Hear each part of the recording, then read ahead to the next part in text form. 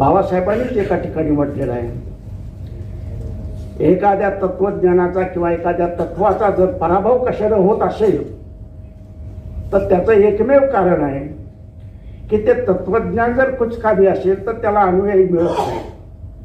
आणि दुसरं, जर तिथले तत्व ते जर कार्यकर्ते तिथले कार्यकर्ते जर आपला विचार पुढे घेऊन जाणारे परिपूर्ण जर नसतील, ऐपत त्याची नसेल, कुवत जर नसेल, तर तो पक्ष म्हणा किंवा तो धर्म लायाला जातो.